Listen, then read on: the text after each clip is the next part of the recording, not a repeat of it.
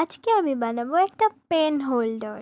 তো পেন হোল্ডারটা বানানোর জন্য প্রথমেই আমি কয়েকটা আইসক্রিম স্টিক আর একটা বক্স নিয়ে নিয়েছি। এই বক্সটা আমার বার্থডে গিফটের ছিল।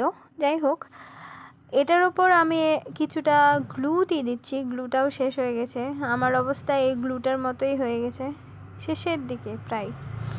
তারপরে এটাকে আমি ভালো করে স্প্রেড করে দিচ্ছি। তারপর এক এক করে আমি এটার ওপর আইসক্রিম স্টিকগুলো লাগিয়ে দেব। এক এক করে আমি এখানটায় পুরোটা ফিল করে দেব। এটা করতে আমার বেশি সময় লাগেনি, বাট ভালো লেগেছে। আমি বেশ হার্ড করেও বানাচ্ছি না, খুব ইজি টাইপেরই বানাচ্ছি। তো এক এক করে এখানটায় আমি স্টিকগুলো গ্লু করে দিয়েছি। তারপর পাশেও আমি এক এক করে স্টিকগুলো লাগিয়ে দিচ্ছি। এই ভিডিওটা করার সময় আমার এত মজা লেগেছিল। এক এক করে নিজে নিজে অটোমেটিক গ্লু স্টিকগুলো লেগে যাচ্ছে।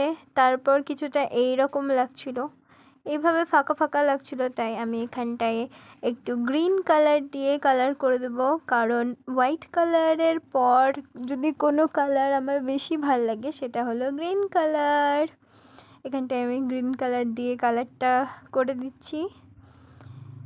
কালারটা হয়ে যাওয়ার পর কিছুটা লাগবে এই রকম, কিন্তু তবুও আমি স্যাটিসফাইড হচ্ছিলাম না বলে আমি এখানটায় ফুল পাতা কিছুটা এঁকে দিয়েছি আর ওপরটায় আরেকটা আইসক্রিম স্টিক লাগিয়ে দিচ্ছি। কেমন লেগেছে বলো।